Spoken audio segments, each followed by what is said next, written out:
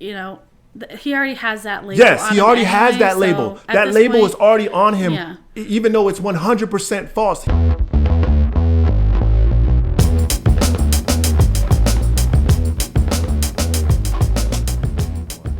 Hello, everyone. How you guys doing? This is the One Patriot podcast, back again with another video.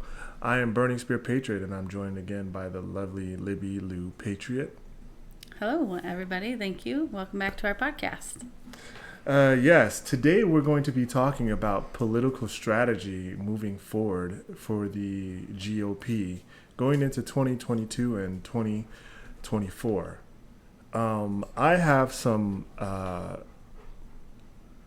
issues that I want to address as far as like the strategy going into 2020, and I want to see if I can 2022.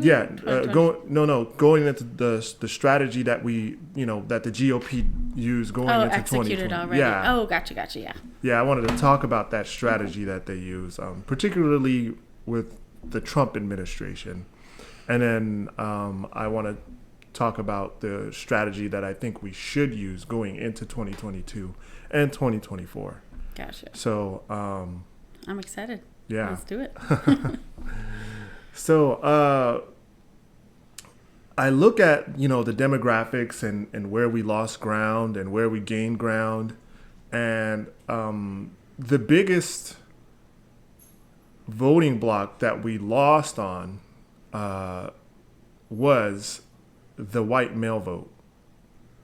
We also lost quite a few suburban white women. And I want to work on, trying to get those back going into 2022. Another thing that I was concerned about was, we had, some gains in a couple of, minority groups. Mm-hmm. The black vote, there was some gains.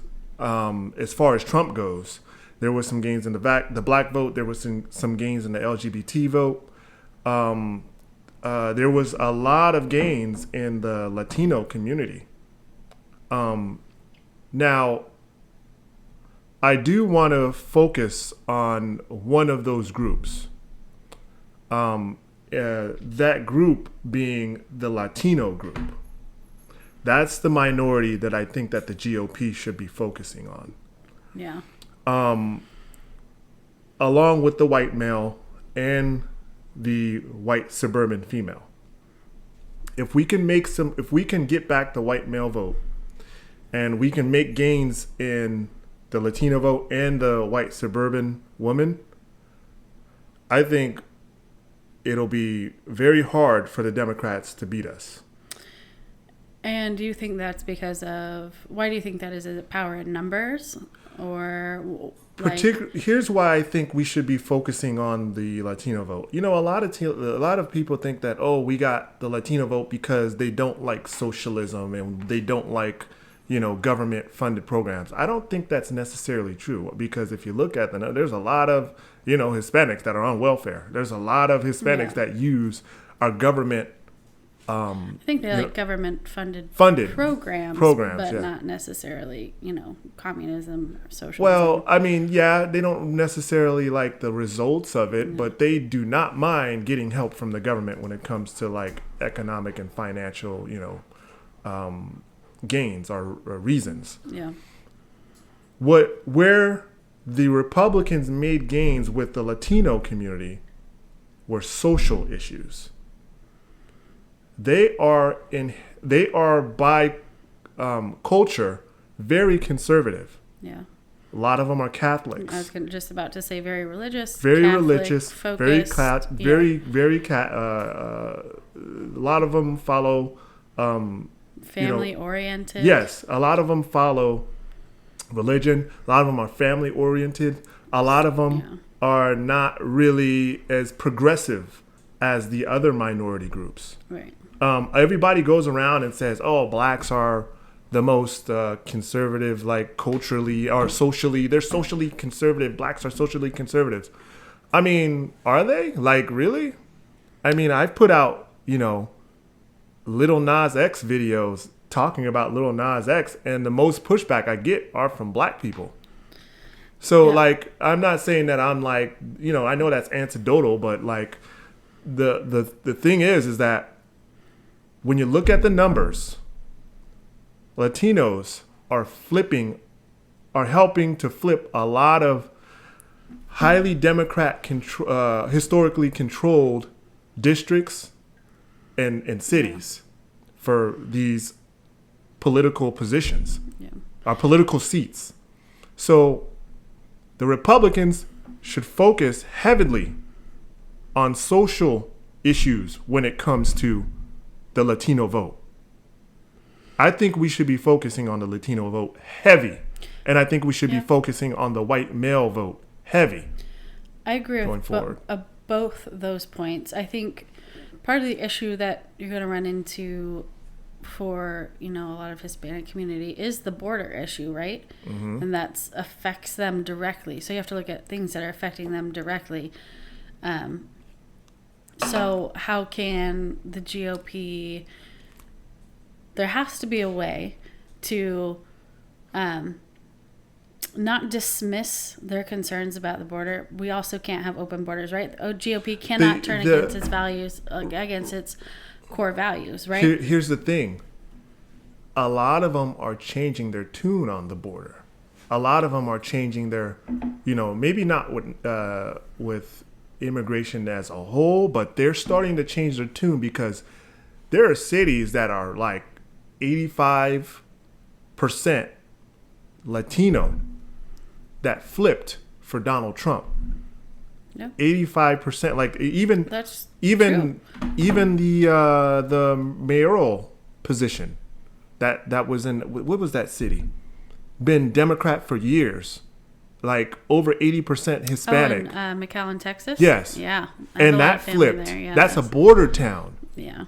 That is like not is it only a border town, that is like the epicenter of the border crisis. Exactly. So, they don't like this stuff. Yeah. They don't like to see like all these, you know, the border crisis happening. They don't like to see all these drugs coming through. They don't like to see where these children are being dropped off and left off and just they're wandering, you know, because these coyotes use them and abuse them, and they're just, you know, left out there, 5-year-old, 2-year-olds just like crying, left out in nowhere, just where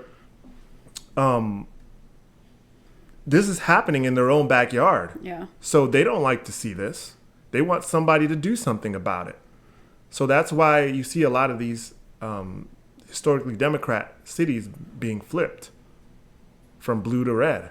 So I think Republicans need to take advantage of that trend and try to focus on that. Yeah. Focus on social issues when it comes to the Latino vote.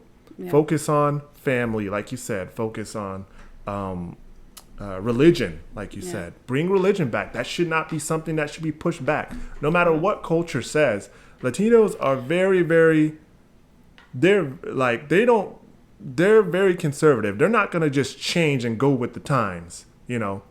No. I found that, and I hate to say it because I'm a black man, I found like black people are easily, like they change with the times, you know what I mean? Before it used to be you know, they used to be very, very conservative. Before we used to be very family oriented. It's not like that anymore. Right. So I think the Republican Party would play to their strengths and should play to their strength when it comes to those topics and driving home those topics to get the Latino voter in even more. Yeah, you have a solid point.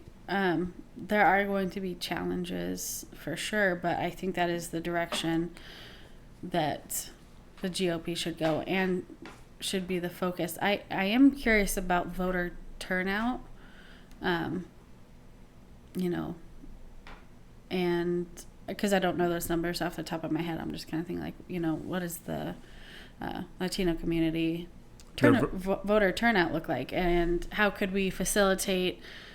So here could be like a power move for the GOP, right? Be like, okay, what are we going to do to get these Latino communities to the polls, right? Or not right. What are we going to do to get them out? What are we going to do to motivate them? Get buses? Are we going to do fund Uber rides? I'm pretty sure that's what Democrats did, right? Like you can take an Uber to go vote. Like there has to be some major strategy there and effort that this is coming from the GOP. Yeah, there has to be. We're going to do whatever we can because we believe in your vote. Like absolutely. There needs to be no more like, because the GOP has not really been the best at like organizing. Like, I mean, they do organize but like the Democrats they've gone to the point where they've used all their institutions. Like they've used the NBA, they've used actors, they've used celebrities, they've used everything. That was just in the White House. Olivia Rodrigo or something like that just came to the White House. Apparently she's a very famous singer, very popular with the teens. Oh, I don't know. Yeah, exactly. I don't know who she is, but like teens were freaking out, and unfortunately, that's a power move for Democrats because they're infiltrating and getting into the minds of young people, the next generation of voters, and that's what GOP needs to be doing too. Yeah, and that's always been a big issue with the GOP. They need to stop worrying about just their taxes, and they need to be more involved in culture. Culture, the arts. Culture is, that is a big thing, that I think we should be, starting to, conservatives moving forward, just try to get into that field. I know Ben Shapiro has started what do you call it? He started a production company for movies, and he's coming out with a movie, which is great. I'm not a huge fan of Ben Shapiro. I'm not a Ben Shapiro fan either, but like, I mean, he is, on our side of the spectrum when it comes to politics. Right. So I think that's good. Bryson Gray is a hip hop artist that he's going to be making an appearance in August in Arizona. Oh, really? Yes, with a lot of other hip hop artists. And I think if you guys can go out and support that, absolutely go out there and support that. I think he's going to be out there with Charlie Kirk and some other, political conservative activists. And I'm not the biggest Charlie Kirk fan, but it is what it is. But still, it's getting involved in the community. It's just getting involved. Get to know people with similar, frame of thought. There's some things that there were some things that happened regarding Charlie Kirk. Maybe we can talk about that later, with the porn star that was at his Turning Point. That I was gonna say. So we do have these things popping up like Turning Point, which I think is a great idea in theory, but then you have things like that pop up. Yeah. Well, I mean, we can talk about that later. Okay. So that's going back to the political strategy, I feel like we definitely should drive that home. It's as sad as it might be. I mean, was catering and pandering to LGBT and the black vote, was there a net positive to that? I'm asking you, do you think there was like any kind of net positive? I think that it was minimal at best. And for one reason, and I hate to blame everything on this but I think any gains that were made were either ignored or deflected or twisted by the media. And so that message didn't really get out. Here's the other thing too. I think so any gains were minimal. I think it was great what Donald Trump did. He supports LGBT. Yeah. Cool. But also doggy appearance. By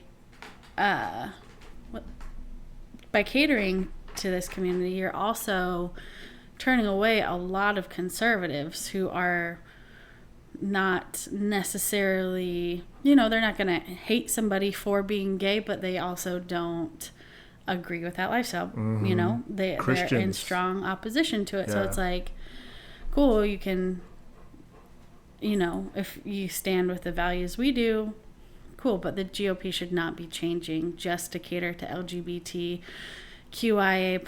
because it's going to basically, what's the word I'm looking for? Be a major turnoff for a lot of conservatives. Yeah. If you're making that, welcome any LGBTQ, but don't make that like, oh, see, we had the first LGBTQ. Like, you don't have to put that out there. Like, just it doesn't.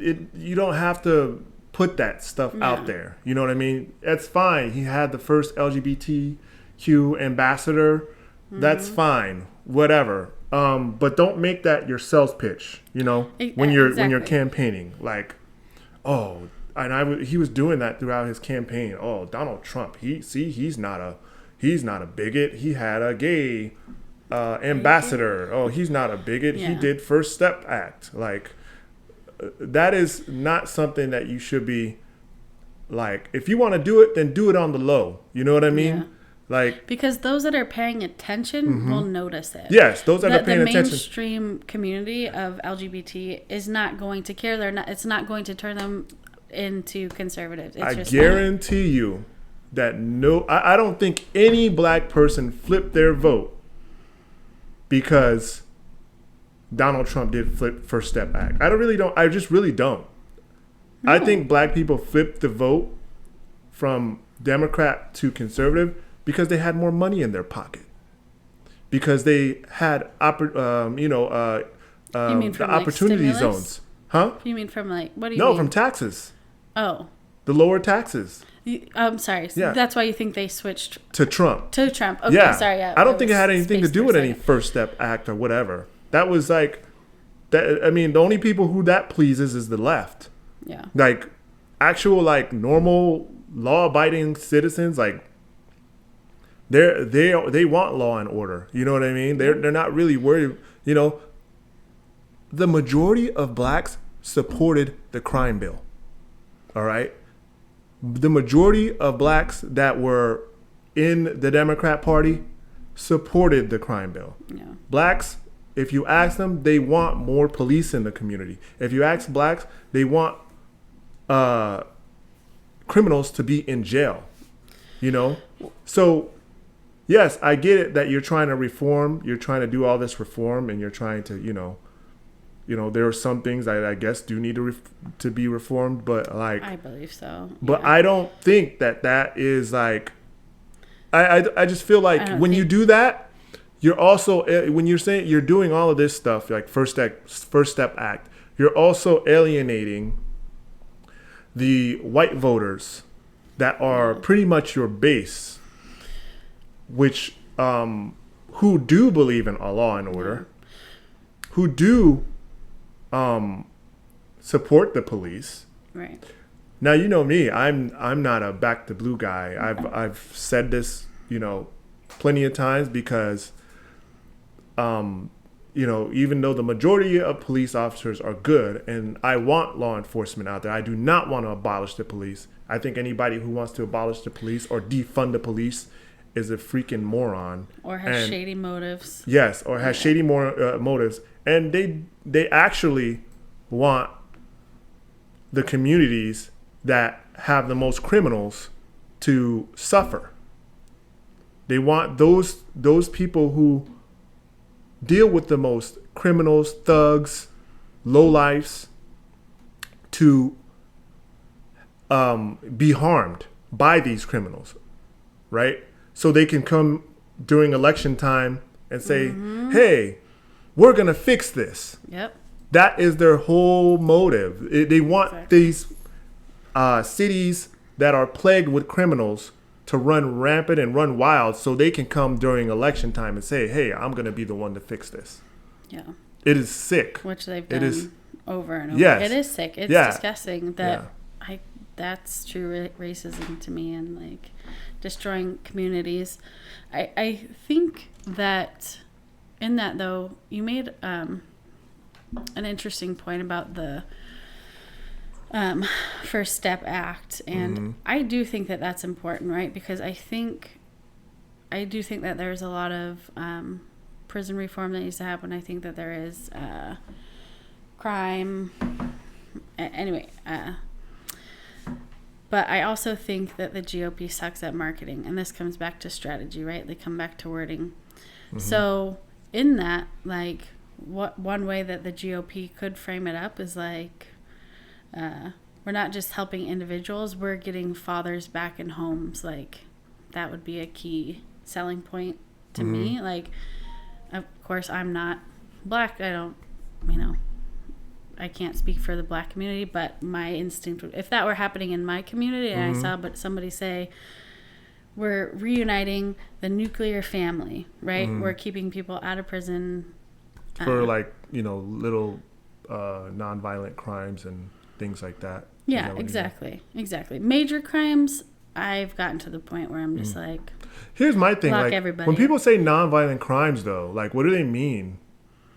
When you say nonviolent crime, like, do you mean, oh yeah, I had like a key of cocaine? That's a nonviolent crime, isn't it?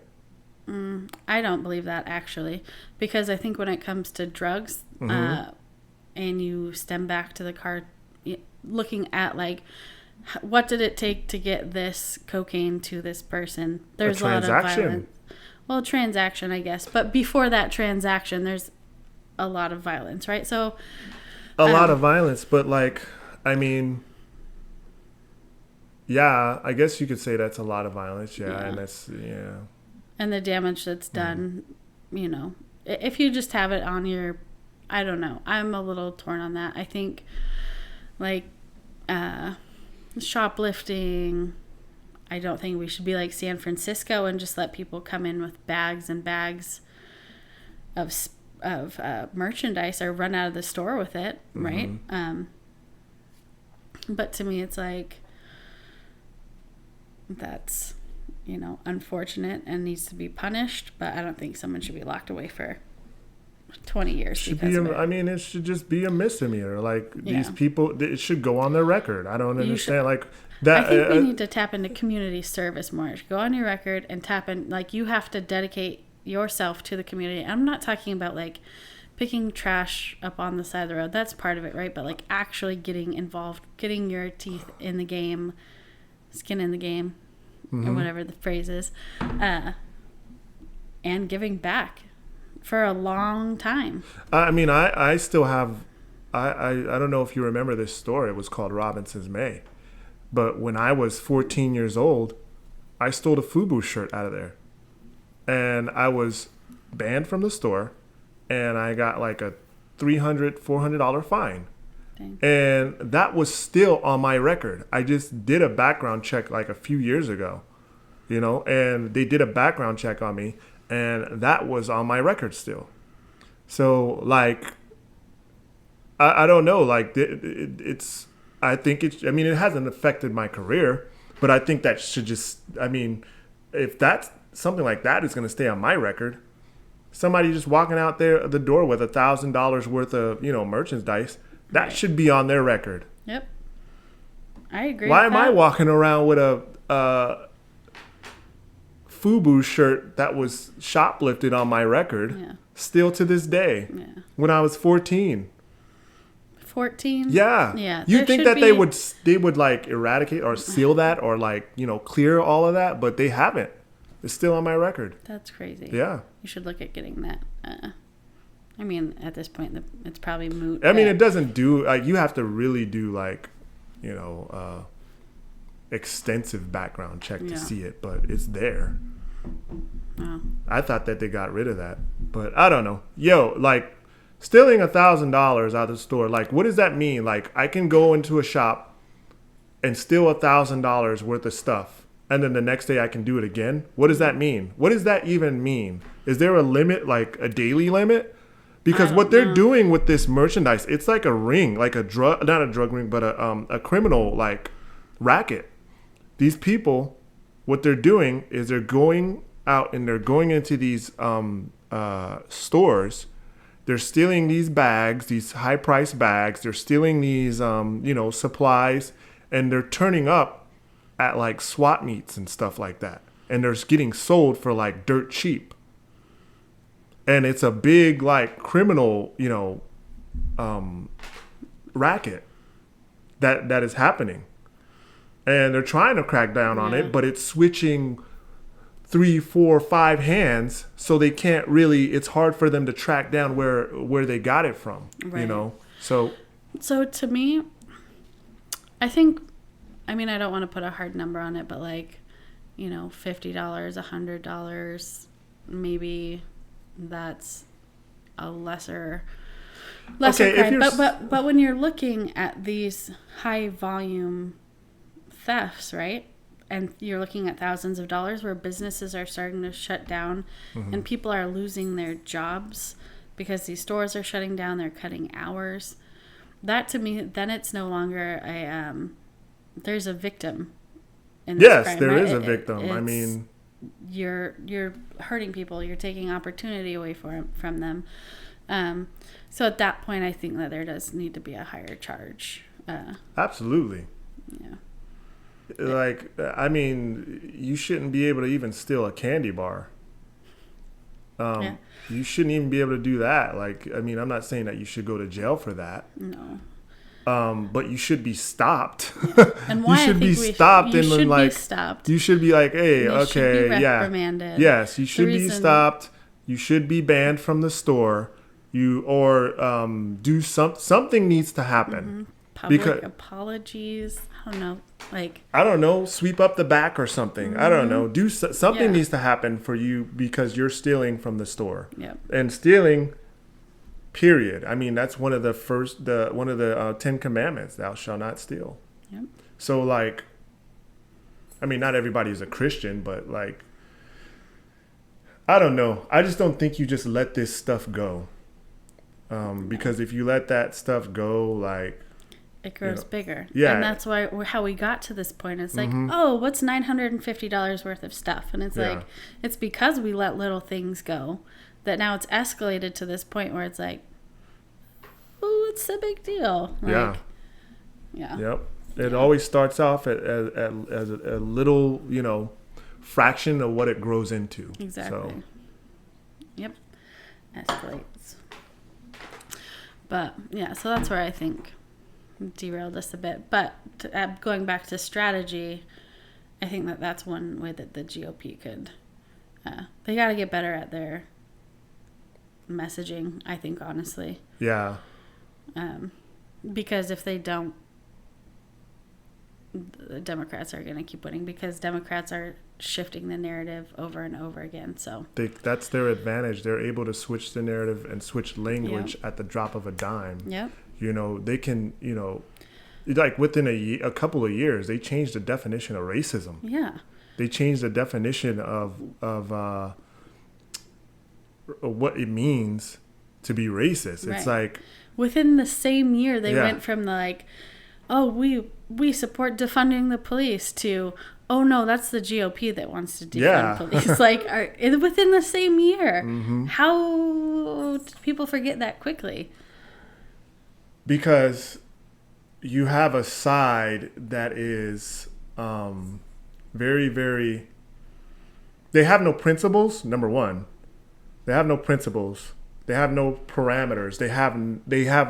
They stand for nothing, but they are loyal to the team. Like they're loyal to their team. So even though they have no principles, even though they have no rules, when it comes to the Democrat Party, everybody falls in line at the end of the day. Even the squad, they do their whole little thing, and I think really honestly what they're used as is a distraction to the GOP. Yeah. It gets us like, oh my God, you hear what the squad said? Oh my God. Yeah. While, the establishment, Democrats, they're like, doing their they're doing their thing, and they're doing their corrupt crap over there. All the while, we're like, we've got our eyes on the squad. Yep. You know, which who cares? Yeah, honestly, I know. Yeah, they fit a certain demographic, but who cares what the squad has to say? Yeah, I give zero shoes about it. Like, yeah, and we're all screaming over there, or they're all screaming over there about defund the police, and we're like, oh my God, the squad said defund the police, right? And the other Democrats is like, oh no, that's just the squad. We've always supported the police. Right. Oh, we've always Joe Biden from day one has always been the guy that has been backing the police. And this is why, like I said before, remember when they were doing the primaries with the Democrats? Mm-hmm. All of those Democrats were going so far left. What it did was drown out Bernie Sanders. It drowned out Bernie Sanders, and it made Joe Biden look like the sane one. Oh, this is the moderate. This is the guy, the uniter who can bring both sides together. All Bernie Sanders is going to do is just cause chaos and cause, he's just this crazy populist, right? But there was a strategy. Like I said, everybody was so far left. Elizabeth Warren, who has never been all that far left throughout her career, was all of a sudden, she was a rival to Bernie Sanders. Yeah. Kamala Harris was always a establishment Democrat. Freaking turned out to be this far left. She took this far left stance. And it was crazy how, it was used. It was a strategy by the Democrats. Yeah. And nobody really believes nobody really believes that all these people are all far left. Everybody, when they were raising their, will you be willing to give free health care to illegal aliens? Then everybody raised their hands. Everybody raised their hands except for Joe Biden. And they did that with a plethora of different topics. And with every single far left topic, are you willing to shut down the pipeline or whatever? Everybody raised their hand, and Joe Biden was the only one that didn't raise his hand. But when he went on the campaign trail, he changed that stance. Yeah. When he was talking to the people, he changed that stance. But on a national stage, he tried to be the fracking. Yeah. Yep. The fracking, close that. That's the pipeline. He was changing his stance so many times, right? So he was able to do that because I feel like all the Democrats got together and they were in cahoots to drown out Bernie Sanders, and that's exactly what happened. That was their strategy. Yeah, and it worked. Yeah, it worked. The Democrats are very smart politically. Yeah. Mitch McConnell is very smart politically. That's true, but I also think he's in cahoots with the Democrats. Yeah, of course, yeah. So that's not a shocker. Unfortunately, I think Nancy Pelosi is an excellent strategist. Definitely. She was, they hated Donald Trump, man. They hated Donald Trump so bad that they all got together. Yep. I believe Mitch McConnell got it. Yeah, I believe Lindsey Graham, Mitch McConnell, all of them got together to help get Trump out of the way. Yep. They got their little endorsements, and that's all they needed. They got Mitch McConnell. He got his Trump endorsement, and he was good after that. And notice he cannot stand Donald Trump. He hates Donald Trump. So what's going to have to happen, going back to the political strategy, I think we should take the focus off of these minority groups, with the exception of the Latino community. Yeah. And focus on the white community. What about the Asian community? Asian community? Yeah, I guess we can focus on the Asian community. Most Asians vote Democrat. But the Asian community, catering to them is not going to really change much. I don't think that's going to making a concentrate. I guess you can make an effort, as far as them getting screwed out of, when it comes to education and getting into colleges and getting screwed out of affirmative action. Yep. You can make an argument that the GOP can, strategize and kind of market towards them using that.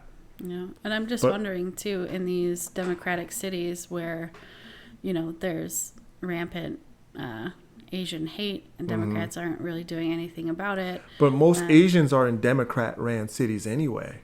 Exactly. Yeah. I'm saying so. Like that could be a turning point for potentially. I don't know.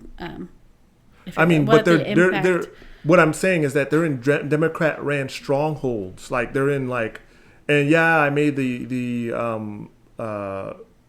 point of Democrat strongholds being flipped into red for these cities that are Latino community heavy. But the difference is and I know that Asians are very family oriented and they are socially, conservative to the point, but where they differ is the religion, I think. Latinos are Christians for the most part. What is the major religion within the Asian community? I mean, there are a lot of Christian Asians, but I think it just varies. For the most part, I don't think Asians are really all that political, like they don't really get into social justice as much. Right, they don't really, participate in like, a lot of that social justice. No, I don't, because I think they stick to their families, their community, which they pretty much put their heads down and grind. I know exactly, but it could be a powerful move for the GOP to try to, if they're going to go. Yeah, if you're going to go to minorities, I definitely agree. That if you're going to go minority, you should definitely go for that. Yeah. Oh. Does Sorry, I forgot that I shifted it. Does that? Yeah. Oh, there we go. I had it on you for a while. Does that just flip it back and forth? Yeah. Oh, okay. We're trying out some new fancy technologies.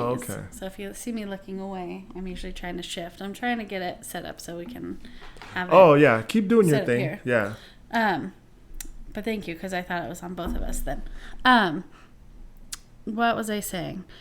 So, and there, you look at the financial demographic, the financial aspect, like Asian families usually have a higher income than everybody. Yeah. So with that, like, you want to talk about like donation factor for strategy? And then, having them keeping more of their money, Yeah, exactly. But I guess, I don't... Small business owner? Right. Go after the small business aspect. How many people in the Asian community are small business owners?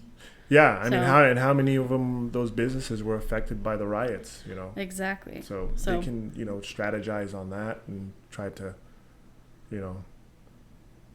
target that, like you said earlier, all the uptick in Asian hate crimes. But the Democrats were able to flip that on, and make it Trump's fault or the GOP's fault for sending that message that, because he was saying Chinese Wuhan virus this and Chinese Wuhan virus that, he made everybody hate Asians. So that is something that they're going to have to, if they want to go for the Asian vote, they're going to have to fix that. That's true. So, the Democrats are very smart, That is valid. Except, well, no, that's a valid point, because they'll spin it. I was going to say it did come from China. It did. No, it's absolutely true. They weren't wrong. Trump wasn't wrong. Yeah. But politically, I'm just trying to think politically, how could you flip that? Okay, well, how many Chinese people died at the hands of the Chinese government, being locked in their homes, couldn't get out? And so... There is a way you could spin it. The Democrats would probably win on that one, though. You're right. Yeah, I mean, because they're masters at doing, the race baiting and the race, hustling. They're very, very good at that. That's their ace in the hole. Yeah. They lose on absolutely everything But when you talk about being, calling someone a bigot, they're so good at that. They are. That just nullifies all of because their policies suck. Everybody knows their policies suck. Of course they suck on education. Look at these democratic states, these democratic cities. They're tanking. Show me like one that's thriving. They suck on education. They suck on crime. Yep. They suck on taxes. They suck on everything. Everything. But race. Yep. They the are emotional component, the emotional play that they have is wild because, and with white people too, like I'm guilty. Yeah. I had white guilt, it's like this, I care about people. I don't want to be racist. Yeah, because nobody wants until to be... you realize that you're not actually caring for people just by catering to the Democratic community, right? Like you told me, white guilt hurts black people. I think that's true for all minorities. I think it's true, yeah. And, this whole thing with the critical race theory, like, it's to the point where, like, it's so good. They're so good at, like, doing this race hustling thing that if you call CRT anti-white, then you're racist. Yep. You're a racist if you call CRT anti, which is blatantly anti-white. Yes. But it's racist and it's anti-white. Yes, it's racist. It's both. Yeah. You can't say that it's both. You cannot say that it's anti-white because the narrative that they put out there, they can dismiss that whole anti-white thing by calling you a racist, even though it is anti-white. Even the people in conservatives are like in the conservative community, or liberals in the conservative community have come in and infiltrated the conservative community, and they've said that, hey, this is a bad strategy saying that it's anti-white, because you're not going to be able to get people to go against CRT by saying it's anti-white. And I say that's freaking sad. It is sad. They do have a point, though. Yes. It's sad that you can be so hateful. Like, support a theory that's so hateful towards white people that brings down children, right? Mm-hmm. White children, trying to make them feel bad, terrible about who they are, who their ancestors are. But you cannot mention that. You can't mention that because it's going to be a losing strategy. Yeah. Because people are so brainwashed and so numb to white people being... they're just so numb to white people getting their head bashed in, not figuratively, not physically, but figuratively. Sometimes physically. I was going to say, sometimes it has physically. More often. Yeah, that it happens. I mean, I've seen a bunch of instances where like white kids were being bullied. Yep. I mean, just for wearing a MAGA hat, they get their asses whooped, spit in their face, hat stolen, just like. And sometimes this is being done by other white kids. And not even kids wearing MAGA gear. It's just, you're white. Yeah. I'm going to... Teachers have come. Teachers, even teachers, Yep. Ugh, it's disgusting. It's very disgusting. And it's this, it's gotten to the point to where they've mastered this race hustling so much. Yeah. You can't even, as a white person, you can't even express your gripes with what's going on in the white community, any hatred towards the white community, any hatred towards white people, period. You can't talk about that because you're just going to be like, shut out. Yeah. Shut up. We don't want to hear you, white person, talking about being oppressed or talking about it's crazy. I mean, like, but that's sad. You can't even strategize with that. No. You have to. The only you have to go with the narrative. Oh no, it hurts black people, and that's when everybody goes, "Oh my God, it hurts black people." It hurts black people, exactly. It's like, wow, you can't say both. It hurts black people and white people. Right. You have to drive home the fact that it hurts black people. Yep. And that's what gets people Like, that's what gets people the shot in their ass. Like, oh my gosh, it's hurting the black community. Oh my gosh, I better stop supporting it. Which, like, I mean, I guess whatever, what works, right? But like, at the end of the day, it's so sad that it's so white stupid. People, it should end at that. It should end at, like, it's anti-white, period. Right. Or it's anti-black, period. It should end at that. It shouldn't have to be okay for it to be anti-white. But when it's anti-black, that's when we have to shut it down. Right. That's bullcrap.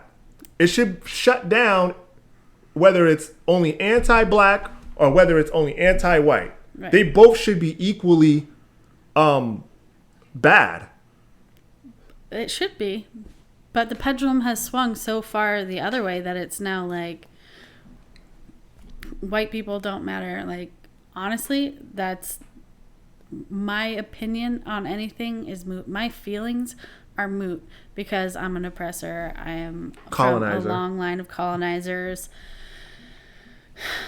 And never mind the fact that I do actually have other lineage, but whatever, that's fine. I'm not even going to get into it. I am white. I'm white presenting, very white, but it's bullshit. Shanookies. What was it? I was going to say something. Oh, the other effective strategy that I've seen work is like, yes, either it hurts black people or this is the other sad strategy, but it works, is we don't have the budget for it. That's working. Like, we don't have the budget time-wise or financially to add this curriculum in. And it's like, oh, yeah, I guess you're right. We should be focusing on the arts. It's like, that's true. That is absolutely true. But that's what gets people to turn against it. Yeah. Is budget and time, not white children being, like, scarred for life. Mm-hmm. It's disgusting. And I think that's CRT. I do think that Republicans should drive that home. And I think that's going to get a lot of the suburban moms on the side of the GOP, back on the side of the GOP. My only thing is,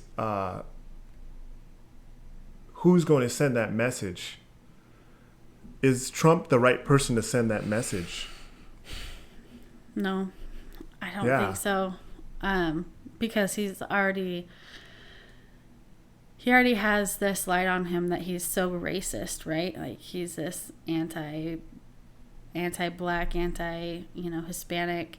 He hates any race, but he's a white supremacist, right? Which is so stupid, and it's like so false. It's so but inaccurate. The perception. But that's the perception. Yeah. And so, I mean, if he does present it, they're going to spin that like, oh, he's just a white supremacist. He doesn't want people to know about slavery. Yeah, he doesn't want, which isn't not even slightly accurate. Yeah. But it's going to be spun up as like they're pushing this white supremacy narrative. Excuse me. This is the dumbest argument I've ever heard. Oh, they don't want people to learn about slavery and the civil rights. I wasn't taught CRT when I was coming up, and I learned about slavery in school. Yeah. I learned about civil rights in school. So you can teach all of that without having to teach any of that crap about CRT or the 1619 project or any of that bull crap. So this idea that, oh, you just don't want people to learn about slavery, it's a 100% joke. It's BS. Show me anywhere in any of this conversation where any Republican has said, let's take out slavery, talking about slavery from history books, right? Mm-hmm. It doesn't happen. That's not what they're saying. Sorry, trying to adjust some light. The sun's starting to go down, so starting to get. Well, nobody says that, but that doesn't matter. It doesn't matter. It's not the. That's not. They know that that's not the case, but they have the means and they have the institutions to push that narrative. Right. So it's not about what's the truth. It's all about who is going to get their message out, whether it's right or wrong. And they have an advantage on that. They do. But hopefully enough people get involved. Yeah, and that's what I said. Like, these moms need to get involved. These suburban white moms need to get involved. Black moms need to get involved. Hispanic moms need to get involved. Every mom that has common sense and cares about their children's education needs to get involved with to fight it back against this suburban stuff. Dads too, not just moms. Dads too. Right. Yeah, because we spend a lot of time talking about moms, but dads need to get involved too. But I'm just saying, for that suburban white woman vote, CRT needs to be shoved. The anti-CRT needs to be shoved down their throat. Yep. Politically. Absolutely. Yeah. And record it, post it. I don't care if only 100 people, 50 people see your video. It has to, the message has to get out. On a grassroots level that we're not going to tolerate this in our school. So I wanted to, kind of segue into the black vote. What do you think about, the GOP and the black vote? Like, what do you think, should be done? I think that they need to focus on bringing conservative values back to the core of the black community. Aside from that, I don't think that the GOP should pander to the black community. And I agree with that, man. I mean, I'm a black man. I'm sorry, but I agree with that. I don't think that we should be pandering or doing anything or making some kind of concentrated effort other than religion. Religion, if you can do that and, cater and, kind of drive that, strategy home to the black community, like, that is the party of the ungodly and we are the party of Jesus Christ. Yes, you can market it like that. But other than that, I mean, you can maybe do a little bit of prison reform or police reform, I guess. But I don't think that should be a big marketing, point to drive through our strategy. I really don't. I don't think the net positive is good enough, or I don't think it's high enough. I feel like religion, education too. I think that should come into. Yeah, education definitely. I want definitely drive home the vouchers. The school choice, absolutely focus on trying to get more charter schools as an option. But that in religion, and that's it, man. And if they want to jump aboard, jump aboard. I honestly don't think that those gains that we got with the black community were enough to offset all the white voters that we lost. Because here's the thing, you only have, so looking at Trump, or really I guess it would apply to anybody coming into the 2024 presidential run, right? You only have so much time and you only have so many resources. Yeah. So I think you've said this in past videos, is Trump spent so much time trying to cater to the black community that it bit him in the ass in the long run, because he didn't outright neglect suburban white women, but he kind of did. I think he kind of made the same mistake Hillary made in 2016. He just kind of assumed the vote. Yes, he definitely neglected white voters, white blue collar voters. Yeah. He definitely neglected them when he started talking about prison reform and when you got these hard-working, law-abiding citizens going to work every day. When he started talking about been shut down, that have been shut down because of the lockdowns and all of that stuff, and how businesses were being burnt down, and he didn't enact the Insurrection Act. He didn't do any of that. Right. These were businesses. He should have got the military and said, no, I'm the top dog in this country. Yeah. I'm putting in the military. Y'all can step aside. I guarantee you, all of those people, the law-abiding citizens that work hard every day, that have their own small businesses, that have their, their blue-collar jobs, that go to work every day, they would have appreciated that. Yeah. They would have appreciated that. I mean, I understand why he didn't, because he didn't want, to be labeled an authoritarian, like he did. But they would have done it, he already has that label. Yes, he already has that label. So that label is already on him, yeah. Even though it's 100% false. He's like, right. It's like 100% false. And he That's already has that label. He's already Hitler. Like him. He's already Hitler. Yo, right. Screw him. So screw him. Save the little man. I do think ultimately that was one of his biggest downfalls. Yeah, I've been saying cost him. I know you did, because I sat on the fence for a minute, like, well, he couldn't really do it because politically. Screw that political stuff, now I'm like, man. that was a mistake. He should have come in full force and like. Look at because Jordan. You know what? Then you want these cities who are like, oh, we'll fight you tooth and nail. Like, you're not coming into our city. Like, I think Ted Wheeler said some crap like that, and it's like, okay, well, we'll shut this down, and then and then we'll step out. Good luck. Like, run your city. I'm like, yo, who cares, man? Like, if they would have tried to impeach, they would have probably tried to impeach him and everything. Who cares, man? Like, yo. The voters would have appreciated him coming into the town, whether that would have been, and libertarians, they would have probably been like, they would have had their own path. That's another thing about libertarians, man. Libertarians, they are so like, they're like elitists. Like they swear they're so like righteous, and they're so like, oh, well, I'm a person that does not like government. They would not have appreciated that at all. No, and he probably would have lost some libertarian people. But at the end of the day, I think that a lot of these people that have the businesses, they would have appreciated that, man. They would have really, and when he didn't come in and he didn't act when these people were getting their businesses burnt down, when these people were getting their lives destroyed by these BLM terrorists, by these Antifa terrorists, these people were getting knocked upside the head up and down the street.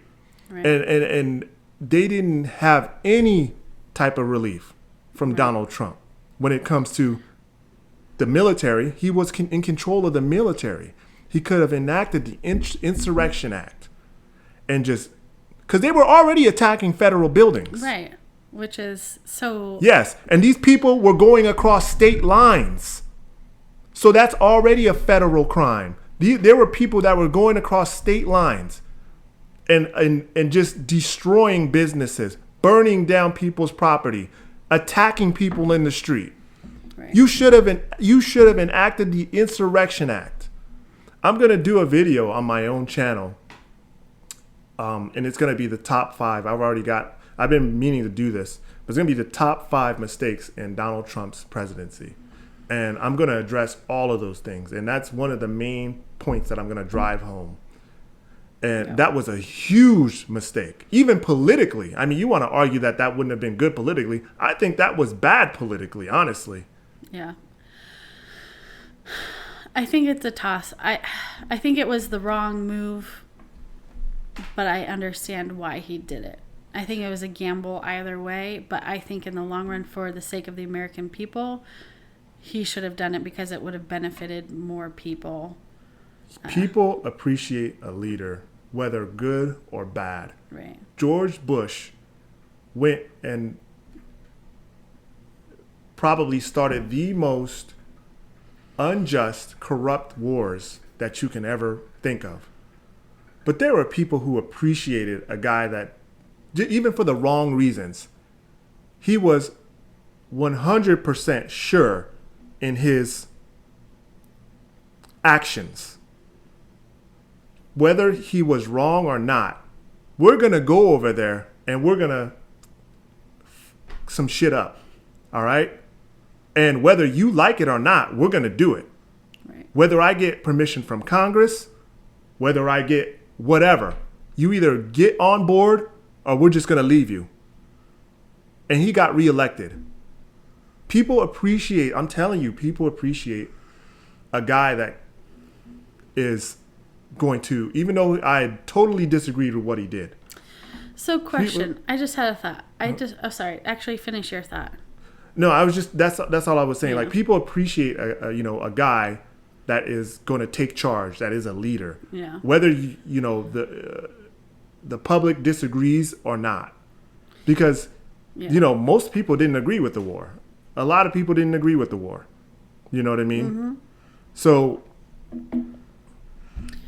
here's the thing that I'm wondering now that we're hashing this out. So yes, it likely cost him the 2020 election, right? Okay, but now looking at 2022 and then further into 2024, after these democratic cities have been, ransacked, burned, run into the ground, riddled with crime, is that going to serve him in the long run? What, enacting the Insurrection Act? Not doing that. So now these cities are crumbling, they're falling apart. Like, does that set up open up more Republicans in Congress, right? Are people like, I'm tired of this Democratic crap. Mm-hmm. We need more Republicans in Congress and filling these seats. You mean like going into? Oh yeah, I think definitely they're gonna. That might be a playoff. Sorry, I didn't mean to cut you off. No, that's fine. I think it could, and then coming into the presidential run, it's like, look at these cities that crumbled that didn't offer my help. Like, that could be a messaging point that he could play. Right. I mean, if you want to talk about state elections, if you want to talk about state legislators, if you want to talk about the House, the Democrats didn't do very good. No. They did actually very bad. Way worse than any polls anticipated. Right. The polling was atrocious. Atrocious. Even for Donald Trump, right. It was atrocious. Donald Trump actually outperformed the polls. Right? Yeah. But, I mean, I still think at the end of the day, he did some things wrong. Like that, I think he could have won. I still think, even with all this cards stacked against him, I still think he could have won. Yeah. Yes, the game was rigged against him. Absolutely. Everything was rigged against him. He had everything against him. Nobody's denying that. So before you guys come in the comment section talking about Donald Trump won. Yeah, I mean, yeah, we can argue that, but like, he still could have officially won. Right. Yeah. And that's just my opinion on it. I think you're right in that. For sure, he could have still, but it may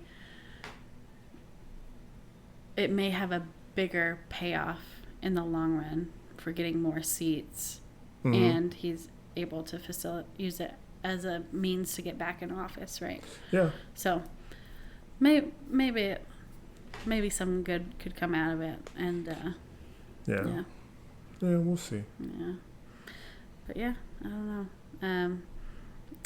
One thing that I did just want to, I don't know, just a random thought too. You were talking about libertarians, and I think about, their strategy to gain momentum by pandering to the left, like the lost left that are like, I don't really want to go conservative. I don't really want to go Republican. Who do I vote for? So they're like trying to pander to them to get their vote. And that's one thing that I'm weary of.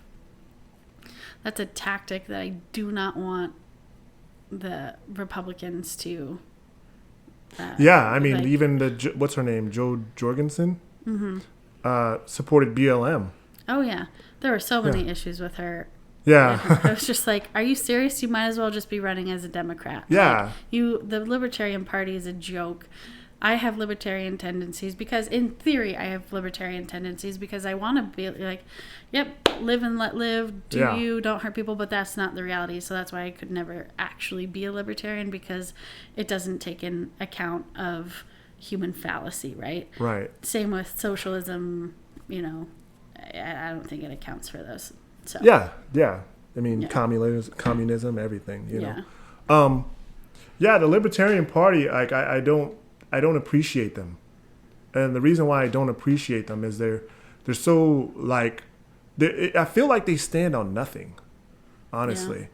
Like I feel like, you know, a lot of them, I don't know, like they just rub me the wrong way. They're so like self-righteous. They think that they're better than, they're always talking crap about each party, and nobody's even worried about them, but they're always talking crap about everybody else. And they are very elitist. Yes, very elitist. Like I do have to shout out to one libertarian, Josie, the redheaded libertarian. I don't know if you know who that is, but she is stellar, and I love her. Yeah, I don't know who that is. She's based. But but for like most like libertarian. Yo, what is the definition of based? Like, let's see. How would I define based? As in, I guess it depends on who you talk to. But for me, someone who's grounded in fact and puts fact over feelings. Yeah. Okay. Because I don't know, some of these libertarians are trying to like enact these like liberal, you know, outlooks on things, and like liberal policies, and like liberal. They're very, you know, they're very liberal. They're like pretty much classic liberals. Yeah. Like when I think of libertarian, I think of Tim Pool. Yeah. You know what I mean? I think of a guy like Styx Hexenhammer. Yep. Like, are these people really based? I mean, maybe Styx Hexenhammer is based. I think because he's pretty based, but he's like a guy that's like, I don't know. He doesn't care about like, he gets upset when people, he gets in his feelings when people get religious. He gets in his feelings. That's like, true. Yeah. So like, is he really based? Well, like, so I think that his based point, like, you know, like a lot of his points that he makes are based. He's accurate a lot of the time, which makes him based. But I think once you get into like this, like theism and you know, he very clearly he's pagan, I believe. Right? Yeah. Some type of paganism. I can't remember. With the occult. Yeah, and he, you know, I think I watched a lot of his stuff, and he is very knowledgeable on it, and I can respect his knowledge on it, but he's very smart. Like I don't necessarily agree with him, but I think it's interesting. But then again, that comes to me, those two can be separated, even in the same person. So, like, to me, he's based in politics. Yeah, religion. It's just that, like, here's my thing with the libertarians. They're always talking about, well, you're not going to be able to get these group of, you're not going to be able to get these people if you don't have a bigger tent. And that really makes me mad, man, because, like, hold on. So you want conservatives to change. Like, you complain about conservatives not standing for anything and not doing enough, or not having, like, just being like, oh, no, we won't give you this, but we'll give you that. Like, what about the conservatives that are principled? Like, what about the conservatives that are pulling back? Like, you complain all day about conservatives not being strong. And then the second this conservative is strong, you complain about that too. Right. It's like, no, screw that, man. This whole thing about, oh, you got to be more, you got to get with the times, you got to do this, you got to be more accepting, and you got to be more inclusive, and nah, man. No. Nah. You conform to us. Yeah. If you are gay, you conform to us. If you are black, you conform to us. If you're a woman, you conform to us. If you are any minority, you conform to us. I 100% agree, because I think that, you know, you get a bigger tent.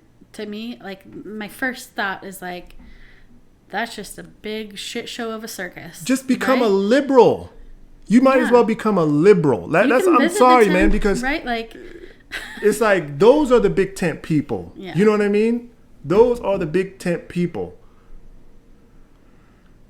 The thing is that when you open up your tent and you have to be sensitive and you're walking on eggshells and you're like, oh, we can't do this, or it's going to offend somebody. It's going to offend, like, it's like, dang, man, like, nobody has to be racist, all right? Nobody has to be a bigot, all right?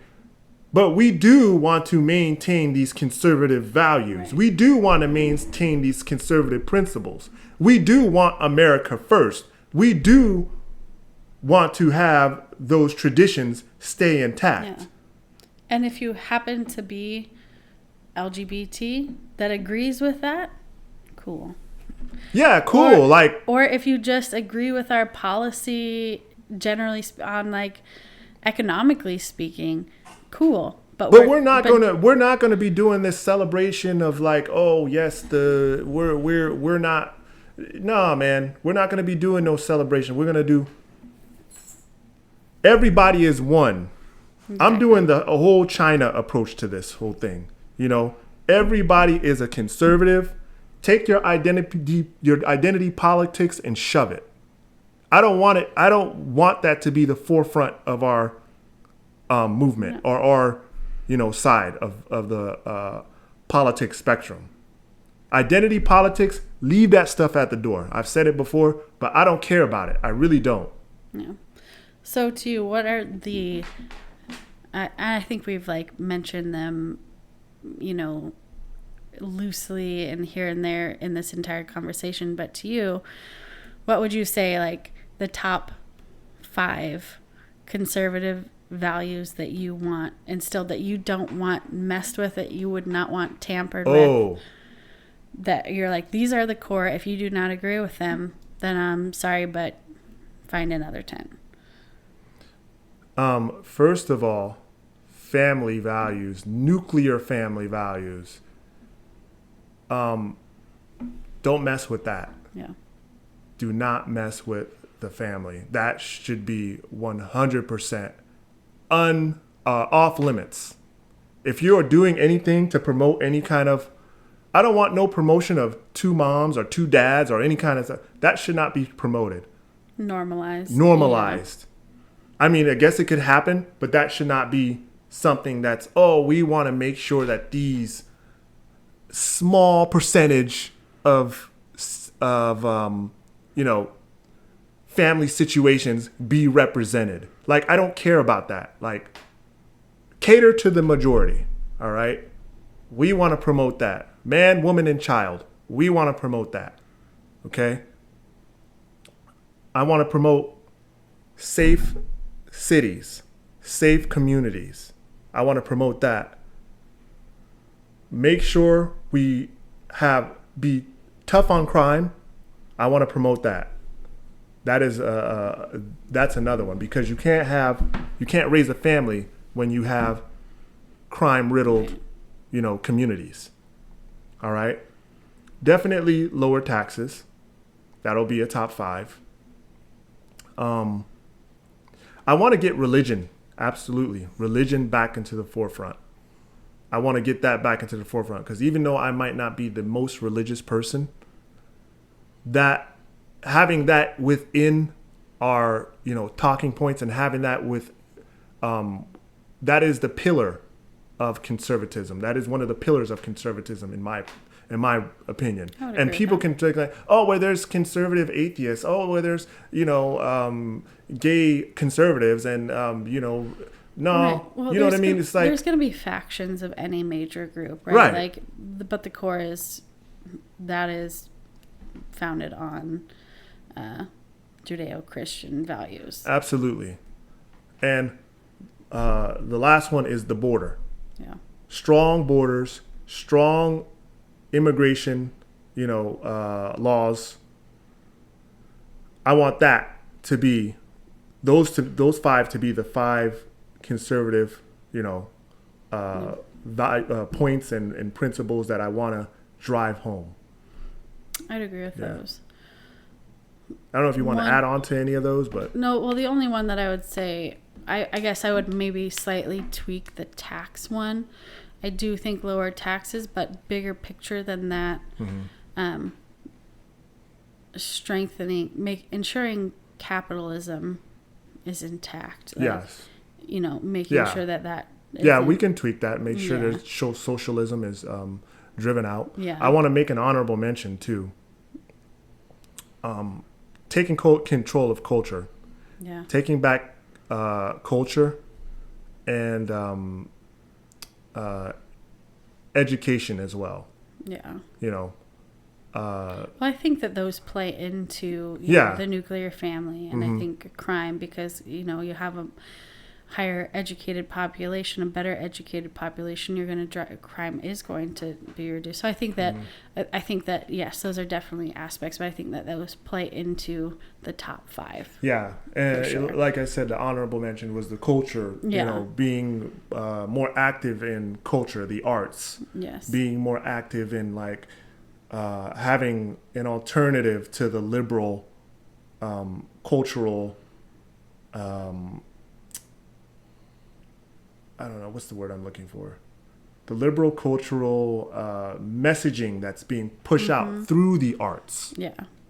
The broadcast system. Yes. The television, the TV shows, the music, the, I don't know, even the media, and there is a conservative side, to media, and but we got to still push to get those pushed to the forefront. Yeah.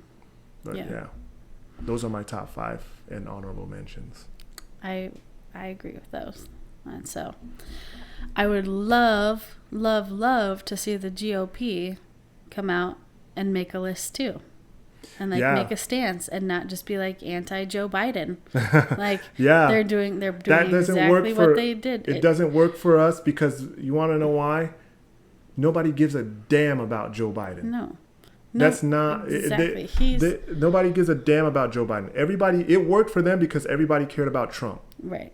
Trump was the lightning rod. Trump was he was the it factor. He was the man. He was the guy that can sway the one man that can sway people one way or the other. Right. He brought out the emotions in people. He could get people stirred one way or the other. Yes. He knows how to work a crowd. Right. He knows how to get people right. Yes. Joe Biden, nobody gives a flying. I think that was like one of this last town hall meeting, which was a disaster, was one of the lowest rating town hall meetings of all time. Nobody cares about. People are just happy that they can that they don't have to hear about politicians anymore. Right. Because it's not plastered everywhere in the media anymore. People are like, oh, we can take a breath. We can take a breath. Yeah. But that's how Joe Biden got in. It wasn't because of Joe Biden is just this stellar politician. No, he was drugged to the finish lines by the media, by all of these, oh my gosh. Yeah. By pretty much everybody. They drug his ass to the finish line. Yep. Pulled him through. And they put him in the back. Here's what they did. Trump was running, and they put Joe Biden on the back seat of a horse and carriage, and the horse and carriage took off, because Trump was running against a horse pretty much. Yeah. And they drugged Joe Biden's old demented ass past the finish line. Huh?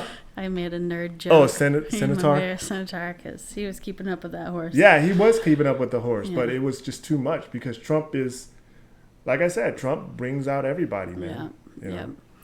But that could be a downfall if the GOP does not make that shift in messaging. It's like, don't go on the anti-Biden narrative, which there is a lot to be anti-Biden about, but bringing it back to the core of what conservatives want and what their mission is. Yeah. So. All right. Well, I think that about wraps it up. I don't have anything else. Do you? Nope, I don't think so. It's good.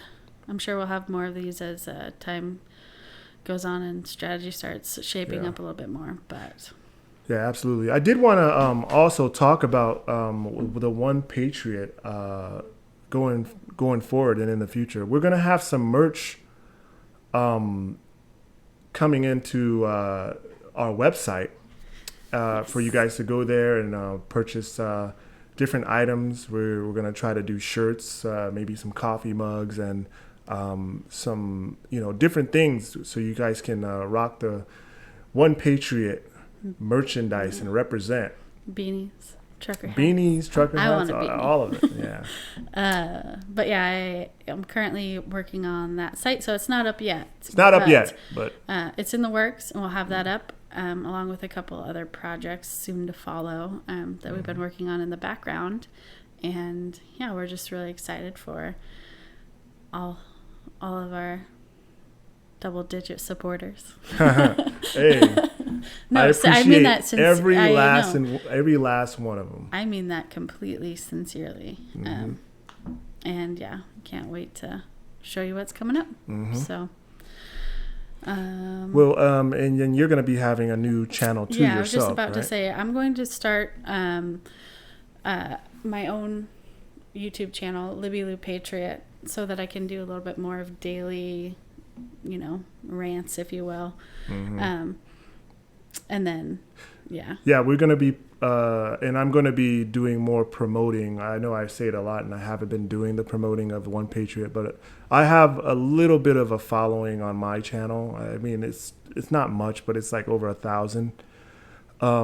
And once we get the merch up, I'm going to definitely, start promoting more, and I'm going to just promote more in general. But yeah, we're all got to do our part. Yeah. To build this company up. So. Yeah. And on that note, please like, subscribe, share, and just help us spread the One Patriot message. Yep.